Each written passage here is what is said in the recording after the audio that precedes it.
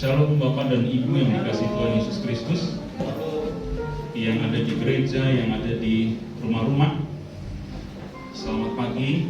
Terima kasih buat Bapak Gembala yang memberi saya kesempatan untuk menyampaikan isi hati Tuhan. Mari kita baca firman Tuhan dari Lukas 24 ayat 13 sampai 35. Banyak banget Pak. Iya, karena ini ceritanya pendek-pendek. Jadi tidak apa-apa kita baca lengkap. Bapak Ibu dengarkan dengan baik, simak dengan baik. Saya akan bacakan dari 13 sampai 35, nanti kita kembali lagi. Firman Tuhan berkata demikian. Silakan simak dengan baik. Judulnya, Yesus menampakkan diri kepada 24 ayat 13 ya. Yesus menampakkan diri di jalan ke Emmaus. Itu perikop yang diberikan oleh Lembaga Alkitab Indonesia. Ayat 13.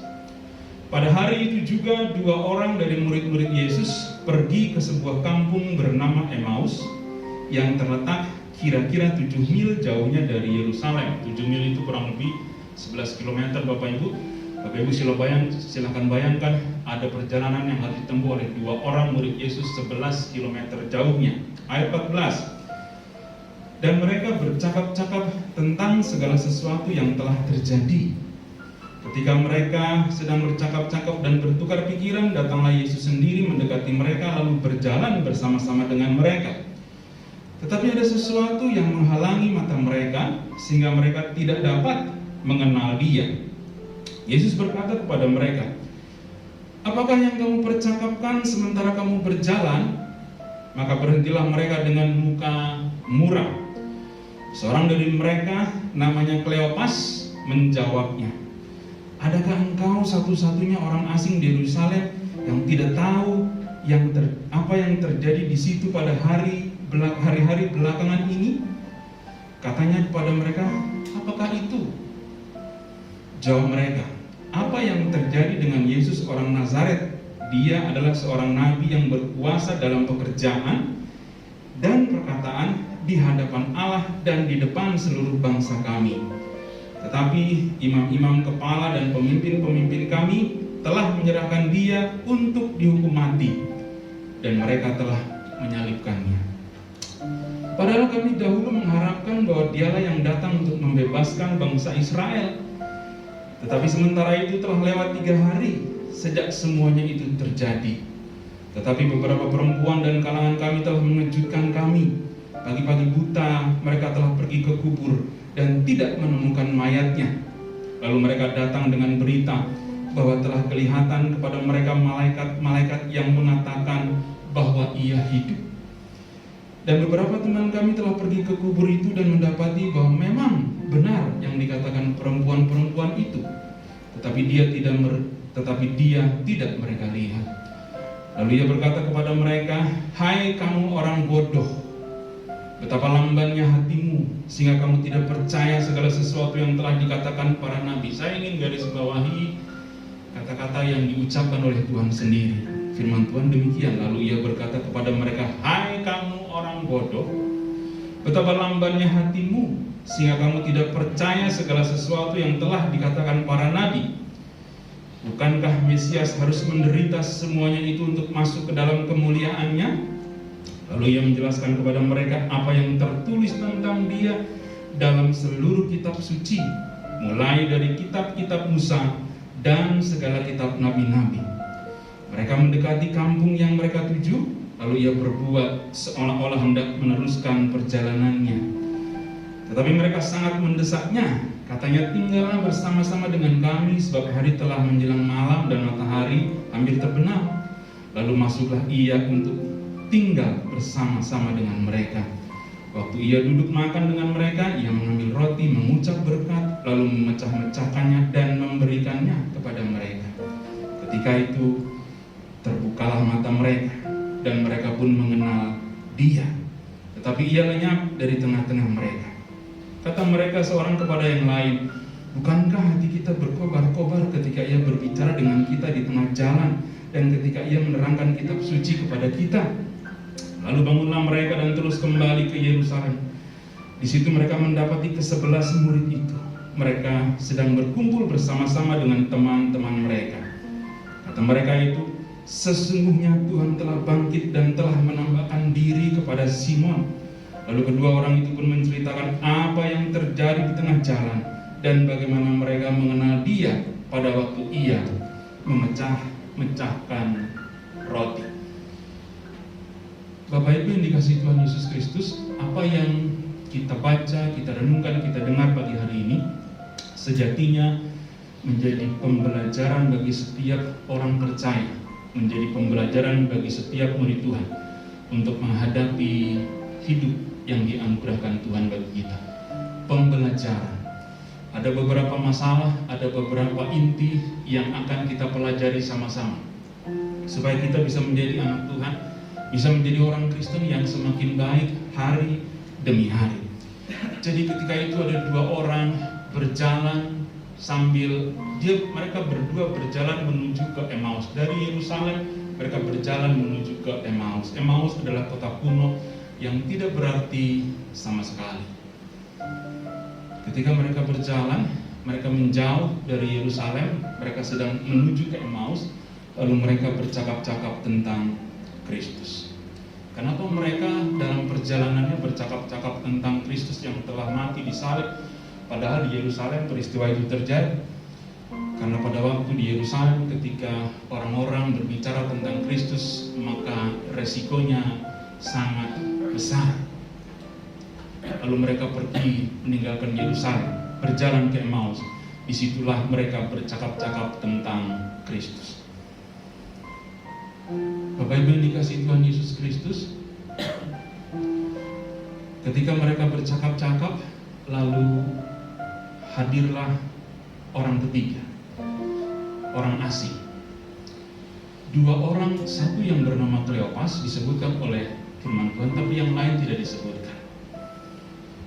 Mereka pergi menjauh dari Yerusalem. Sesungguhnya ada beberapa pelajaran yang dapat kita petik. Tidak ubahnya dengan orang Kristen kebanyakan. Mereka pergi dari Yerusalem karena mereka tidak mau berbicara tentang Tuhan sama sekali. Karena ternyata Tuhan yang mereka kenal selama ini, Yesus yang mereka sembah selama ini, mereka yang puja selama ini, ternyata mati di kayu salib. Berita-berita itu ingin mereka tinggalkan. Mereka pergi menuju ke Emmaus. Mereka kecewa, Bapak Ibu. Kalau kita bayangkan dengan orang Kristen kebanyakan, tidak ada bedanya. Ketika harapan Bapak Ibu dikecewakan, ketika segala apa yang sesungguhnya Bapak Ibu peroleh menurut Bapak Ibu sendiri tiba-tiba tidak bisa diperoleh, maka Bapak Ibu kecewa dan pergi, entah secara diam-diam atau secara terang-terangan. Tapi kedua murid ini memilih untuk pergi secara diam-diam, pergi meninggalkan Yerusalem, melupakan semua persekutuan yang mereka kerjakan, yang mereka bangun bersama dengan Tuhan. Sama dengan kita kok sebetulnya. Ketika kecewa, kita pergi dengan diam-diam. Kita pergi tidak hanya dengan diam-diam, tapi dengan kegaduhan juga bisa. Ada banyak peristiwa, tidak perlu bicara gereja lain, di gereja pun terjadi. Saya ingin katakan begini, Bapak dan Ibu yang dikasihi Tuhan.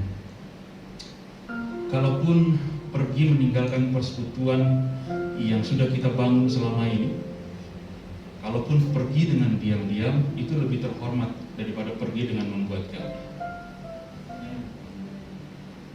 Tapi saya tidak katakan bahwa pergi dengan diam-diam itu baik, tidak begitu Bapak Ibu, karena firman Tuhan jelas mengatakan orang yang undur daripadaku, aku tidak berkenan kepadanya. Betul? Tuhan sudah mengingatkan kita semua dari mimbar ini. Bapak Gembala sudah berulang kali mengingatkan, siapapun yang undur daripadaku maka aku tidak akan berkenan kepadanya. Sekali lagi saya ingin katakan bahwa kalau Tuhan sudah tidak berkenan kepada kita, siapa yang mau mengurus kita? Tidak ada sama sekali. Di gereja tempatnya anak-anak Tuhan belajar kerendahan hati. Di gereja adalah tempatnya anak-anak Tuhan mengurangi kedagingan, belajar mengurangi kedagingan. Kalau di gereja saja Bapak Ibu tidak berhasil untuk belajar tentang kerendahan hati, tidak belajar mengurangi kedagingan, apalagi di luar.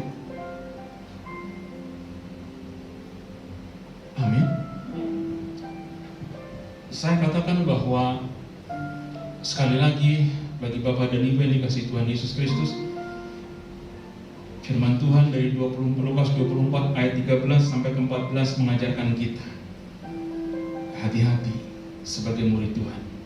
Jangan pernah pergi meninggalkan persekutuan dengan Tuhan, baik secara diam-diam maupun secara terang-terang.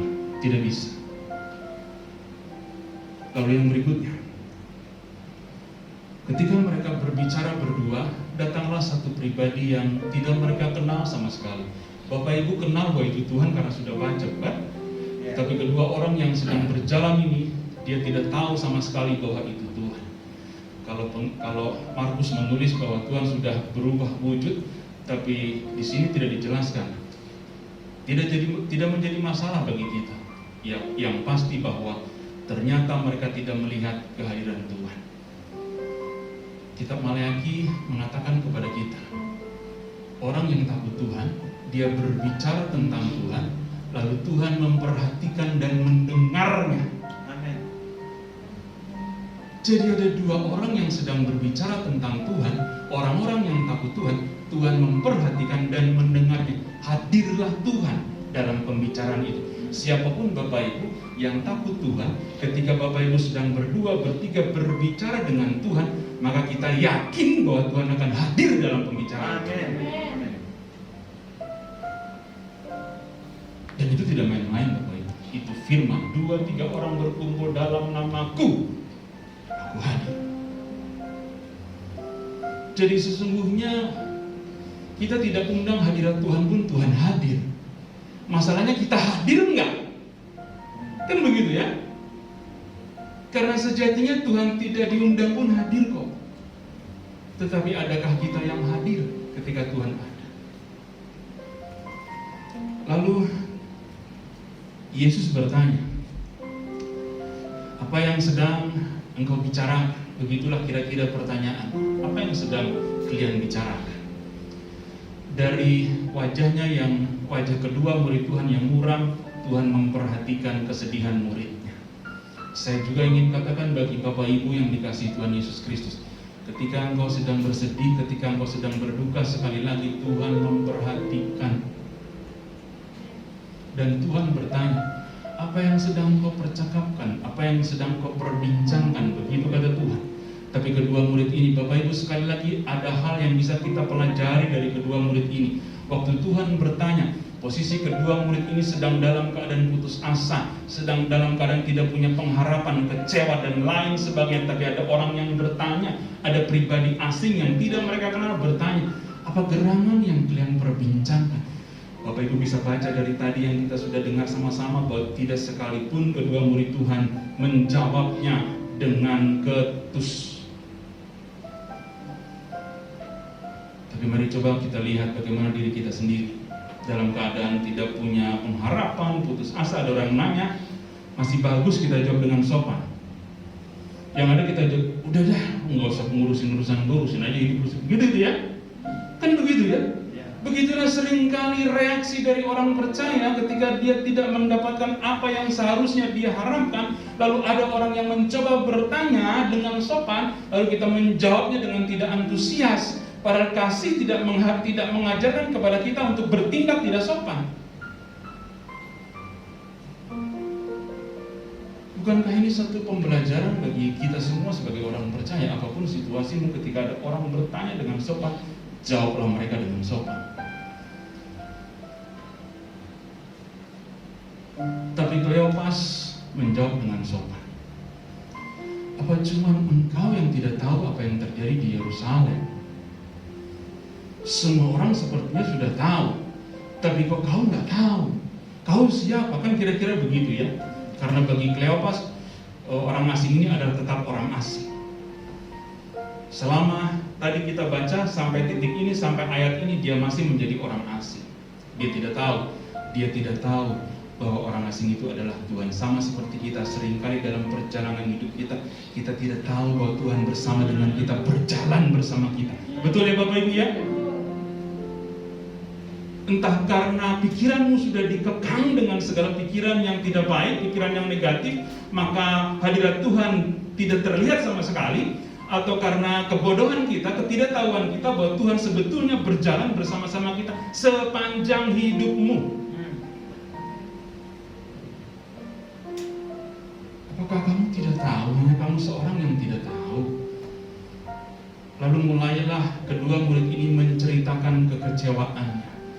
Engkau tidak tahu bahwa Tuhan yang kami sembah, Tuhan yang perkataannya berkuasa, Tuhan yang perbuatannya berkuasa, tidak hanya di hadapan manusia tapi di hadapan Allah. Lalu tiba-tiba pemimpin-pemimpin kami, imam-imam menyerahkan dia kepada tentara Romawi, dan tentara Romawi menyalibkannya lalu dia mati. Padahal kami berharap Yesuslah yang menjadi pembebas bagi kami, Yesuslah yang memberikan kemerdekaan bagi kami, tapi sekarang dia sudah mati. Tidak berhenti sampai di situ. Lalu kedua murid ini berkata bahwa betul, ada perempuan-perempuan yang pergi ke kubur lalu bertemu dengan malaikat yang mengatakan bahwa Tuhan sudah tidak ada di sini. Bukan cuma kedua perempuan, bukan cuma perempuan dan malaikat, tapi juga para rasul pergi ke kubur dan tidak melihat ada Tuhan di sana, tapi tidak ada Tuhan di situ. Kuburnya kosong tapi tidak ada Tuhan di situ.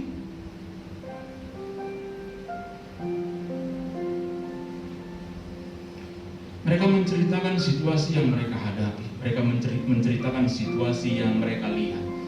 Dan Tuhan tidak menampakkan diri, dengan harapan mereka tahu sejauh mana murid-muridnya menilai tentang Tuhan sendiri.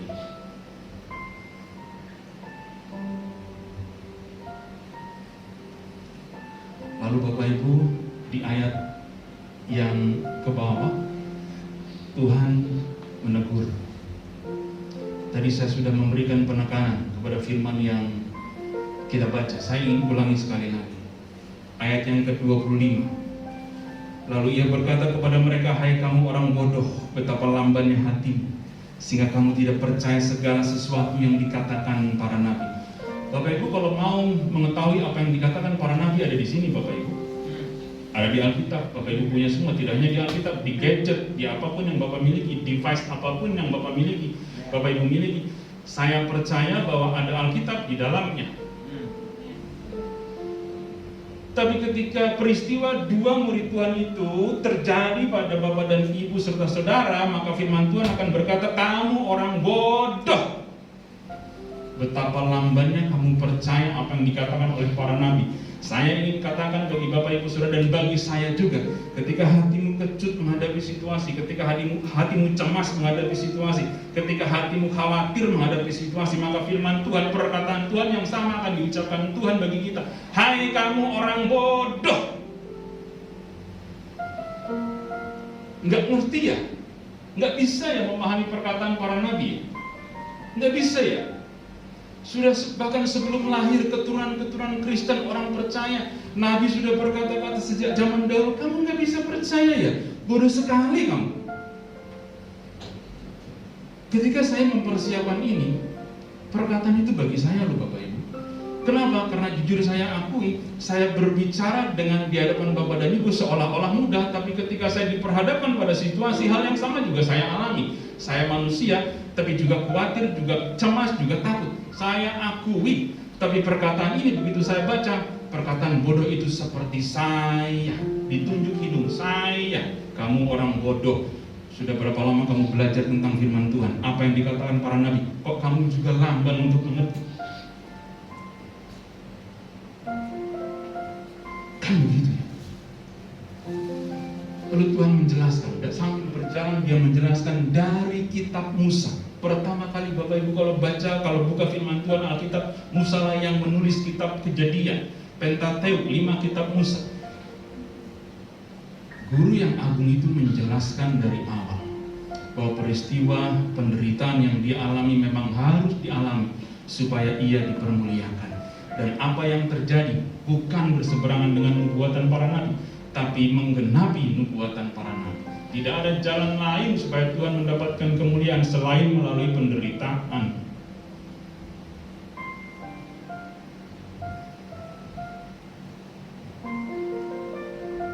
Penanggulan kan tidak boleh menghakimi orang bodoh. Bapak Ibu, kalau itu kebenaran, Bapak Ibu bisa berkata orang bodoh. Kalau itu kebenaran, jangan katakan orang bodoh kalau tidak ada dasar kebenaran. Jangan. Tapi kalau itu kebenaran, katakan orang itu bodoh supaya apa? Supaya dia bisa berbalik, supaya dia bisa bertobat, kan begitu ya. Jangan diamkan orang yang bodoh. Seringkali kita salah menafsirkan firman Tuhan. Jangan menghakimi lalu kita berdiam diri tidak menghakimi. Tapi kalau kita tahu bahwa itu salah, ya kita patut katakan bahwa itu salah. Ya di atas ya dan tidak di atas tidak. Tapi ketika Tuhan katakan, hai kamu orang bodoh, dia tahu betul kebodohan kedua murid Tuhan. Dia tahu betul.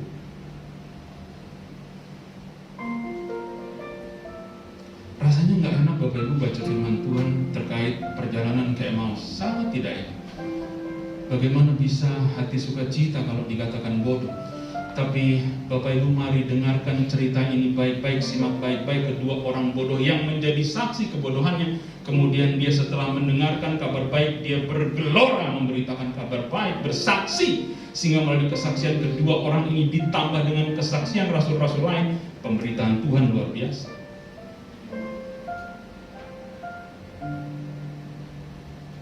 Amin. Lalu setelah kedua murid Tuhan ini berbicara dengan orang asing, sampai saat itu masih menjadi orang asing. Dia berjalan sampailah di kampung yang ada di Emmaus. Tidak terasa karena cuma 2 jam dari Yerusalem ke Emmaus 11 km hanya ditempuh 2 jam.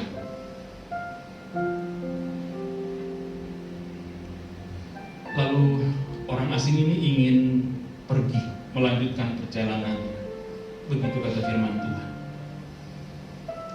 Karena kedua orang asing ini, karena orang asing ini ingin melanjutkan perjalanannya, maka kedua murid Tuhan menghalangi. Tinggallah dulu bersama dengan kami.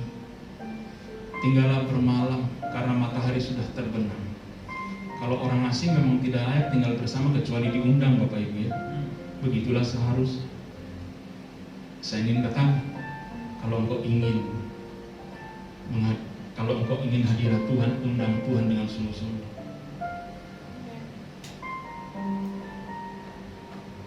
Karena Tuhan ingin tahu kalau gua berangkat, apakah kedua murid saya ini akan mengajak saya untuk bermalam, bukan untuk berpura-pura, tidak sama sekali. Kalaupun tidak dicegah, dia akan berjalan, tidak tinggal semalam dengan kedua muridnya.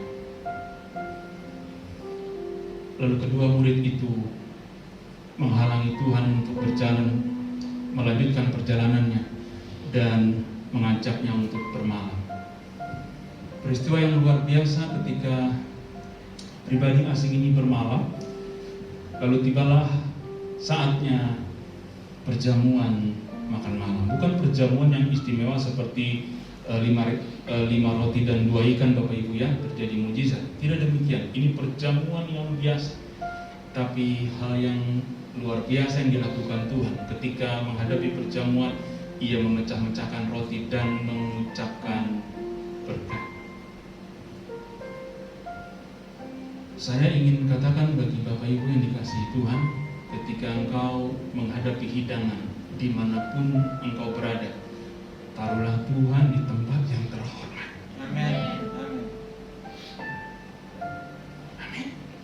Karena sesungguhnya apa yang engkau santap yang ada di hadapanmu datangnya dari Tuhan. Amin. Taruhlah Tuhan di tempat yang terhormat. Oh haleluya. Lalu ketika kita menyadari bahwa segala sesuatu datangnya dari Tuhan, apa yang tersedia setiap hari datangnya dari Tuhan, maka apapun yang ada, sesederhana apapun yang ada, kalau kita sadar bahwa itu datang dari Tuhan, maka engkau akan diberikan kemampuan untuk menikmati setiap makanan yang tersedia. Begitulah seharusnya sebagai anak Tuhan, kita mengucap berkat setiap ada kesempatan makanan yang diberikan Tuhan. Ketika mengucap berkat, lalu terbukalah kedua mata murid Tuhan, bahwa ternyata orang asing yang bersama-sama mereka berjalan selama 2 jam adalah Tuhan sendiri. Tapi ketika mata mereka terbuka dan bisa melihat pribadi asing itu adalah Tuhan sendiri, sebentar seketika saja Tuhan sudah tidak terlihat. Begitulah kehidupan kita. Ketika di dunia kita hanya bisa melihat Tuhan sebentar. Nanti kita bisa lihat Tuhan lama-lama kalau sudah bertemu dengan Tuhan di surga. Baru kita bisa melihat Tuhan selama-lamanya. Tapi selama kita di dunia, hanya sebentar kita bisa melihat Tuhan.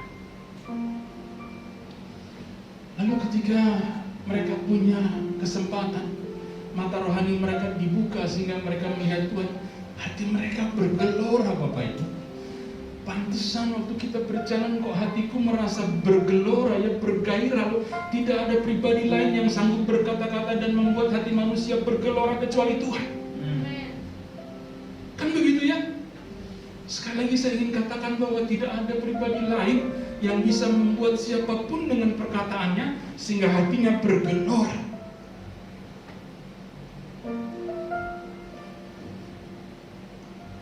Saya ingin katakan begini Bapak Ibu, bagaimana sih mendengar yang baik untuk mendatangkan kebaikan? Bagaimana cara mendengar supaya mendatangkan kebaikan? Saya kasih tahu rahasia, ketika engkau mendengar dan hatimu bergelora, itu mendatangkan kebaikan. Tapi kalau engkau mendengar, hatimu tidak bergelora, tidak akan pernah mendatangkan kebaikan.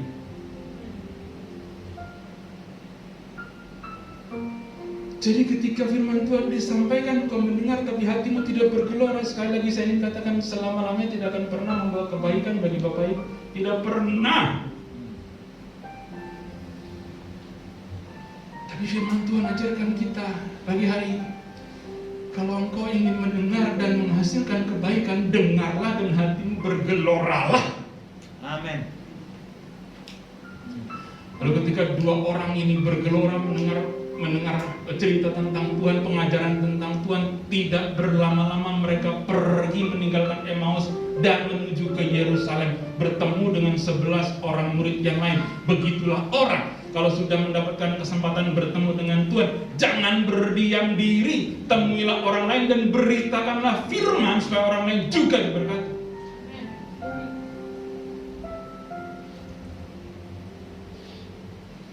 Mereka pergi menemui 11 orang murid Tuhan.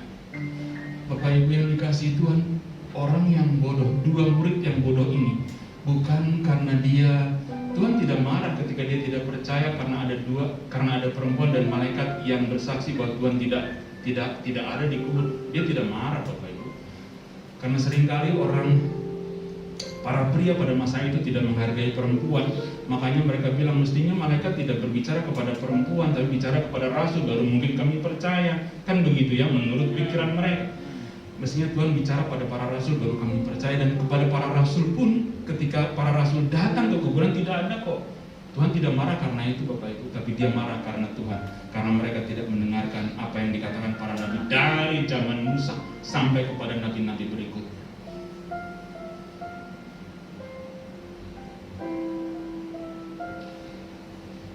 Ketika mereka mendengarkan apa yang dijelaskan oleh Tuhan, hatinya bergelora.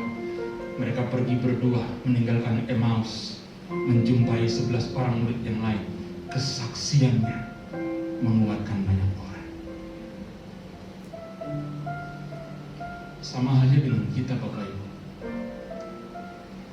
Setelah mengalami pencarian, setelah mengalami pergumulan, lalu Tuhan mengizinkan menampakkan dirinya kepadamu. Jangan berdiam diri Bapak Ibu, tapi beritakanlah itu bagi orang lain, supaya orang lain pun diberkati lewat kesaksian bahwa sesungguhnya Tuhan yang mati itu telah bangkit. Amin. Hal yang luar biasa dari orang yang disebut Tuhan bodoh, ternyata Tuhan mau pakai kedua orang ini untuk menguatkan berita bahwa Tuhan yang mati telah bangkit, dan semua punya kesempatan untuk itu. Tapi saya ingin katakan Bapak Ibu, mari ingat cerita tentang perempuan yang menumpahkan minyak narwastu. ke kaki Tuhan dan membasuhnya dengan rambutnya. Begitulah seharusnya orang yang sudah bertobat, karena dia menyadari begitu besarnya dosanya, lalu Tuhan rela mati bagi dosanya. Dia sadar betapa besar dosanya. Tidak ada hal lain yang bisa dia lakukan. Yang termahal pun dia berikan. Pertanyaannya, adakah yang paling mahal dalam hidupmu pernah kau berikan bagi Tuhan? Karena sedalam apa pengorbananmu, sebesar itulah pengenalanmu akan Tuhan. Itu yang paling penting. Tapi kalau saudara introspeksi diri, saudara evaluasi diri, ternyata tidak ada yang mahal yang kuberikan. Menjadi pertanyaan, apakah Bapak Ibu, saudara dan saya sudah bertobat dengan sungguh-sungguh? Dan itu pertanyaan yang perlu dijawab setiap waktu, supaya kita bisa menghargai pengorbanan Tuhan di atas kayu salib.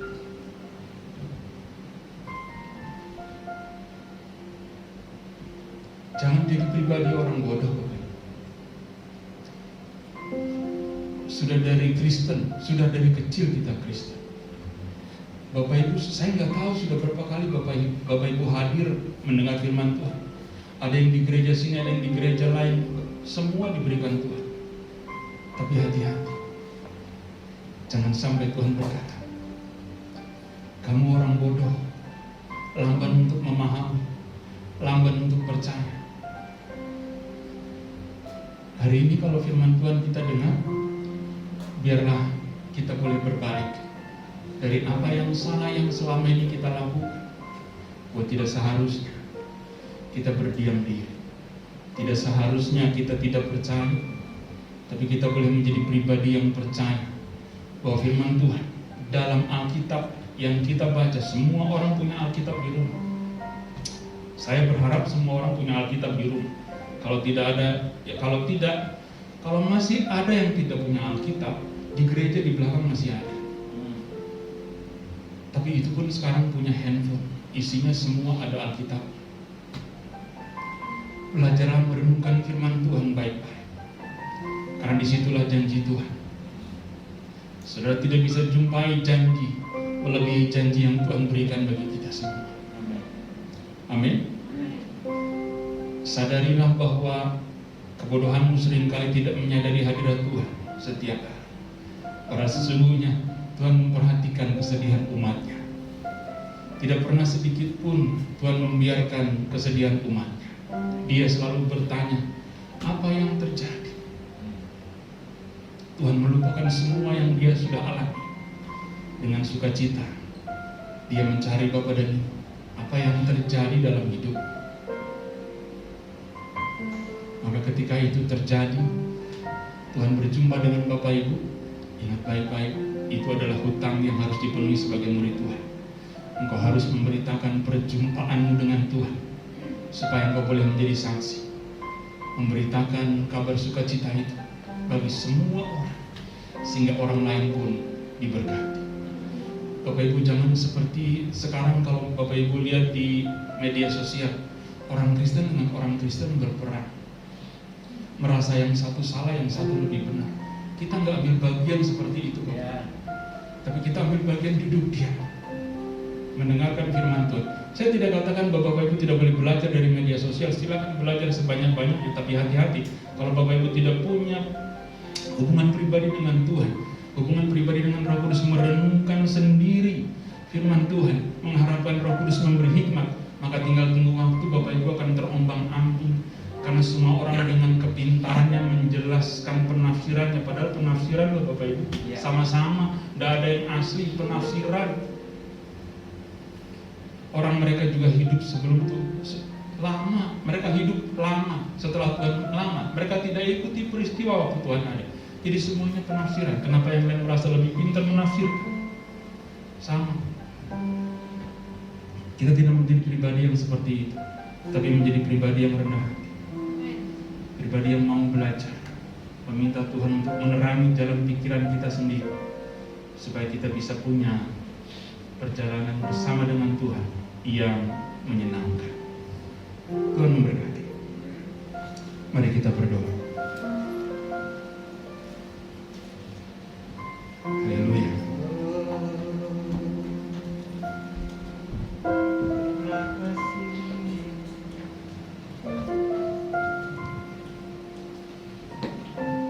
pagi hari ini kalau Tuhan mengajar kami melalui perjalanan kedua murid Tuhan ke Emmaus, biarlah Tuhan yang memberi kami hikmat, bahwa sesungguhnya seringkali kami undur dari pelayanan kami, seringkali kami undur dari pengiringan kami akan Tuhan, dan beberapa alasan, beribu-ribu alasan kami naikkan kepada karena untuk sementara waktu kami mundur dari pelayanan. Tapi pagi hari ini Tuhan mengajarkan kami, ya Bapak, bahwa sekali-kali sebagai murid Tuhan yang sejati tidak boleh dan jangan pernah pergi meninggalkan persekutuan dengan Tuhan. Tapi kami bersyukur kepadamu Bapak, dalam segala kesempatan Tuhan hadir bagi kami. Amin. Untuk memberi kami hikmat, menerangi jalan pikiran kami. Kami minta ampun karena seringkali kami tidak sadar Tuhan hadir dalam keseharian kami, dalam pekerjaan, dalam rumah tangga, dalam apapun, dalam usaha. Sesungguhnya Tuhan hadir memperhatikan kami sebagai umat-umat. Kami larut dalam pikiran kami sendiri, kami larut dalam angan-angan kami sendiri, lalu kami kecewa dan putus asa. Padahal sesungguhnya karena kebodohan kami sendiri. Ada banyak janji Tuhan, ada banyak firman Tuhan yang harusnya menguatkan kami setiap orang yang percaya. Dan ketika kami mendengar, biarlah hati kami bergelora, supaya kami punya dampak bagi orang lain. Karena Tuhan menghendaki murid-murid yang bergelora, Tuhan menghendaki murid-murid yang punya semangat, punya gairah, supaya lewat semangat kami boleh berdampak bagi orang lain. Kami boleh menyampaikan kabar sukacita dan orang lain diberkati. Kami menjadi saksi bagi Tuhan bahwa sesungguhnya Tuhan hadir bagi kami senantiasa. Terima kasih Bapa. Kami bersyukur kepadamu untuk setiap kesempatan kami boleh mendengarkan firman Tuhan. Biarlah itu tertanam dalam hati kami, berbuah dalam keseharian kami. Lembutkan hati kami ya Bapa, supaya kami tidak hanya pandai untuk mendengar, tapi juga pandai untuk melakukannya. Amen. Dengan kerendahan hati kami lakukan. Seluruh sisa hidup kami bagi hormat dan kemuliaan nama Tuhan saja. Berkati umat-Mu yang Kau kasihi Tuhan, dalam segala jerih lelah mereka mencari Tuhan, ada kesungguhan sehingga Tuhan berkenan menjumpai mereka. Karena perjumpaan dengan Tuhan sesungguhnya membawa sukacita bagi umat-Mu. Perjumpaan dengan Tuhan membawa kekuatan bagi umat-Mu. Perjumpaan dengan Tuhan menguatkan iman umat-Mu. Bersama dengan Tuhan kami song-song hari-hari kami ke depan. Hanya dalam nama Yesus kami telah berdoa dan mengucap syukur. Haleluya.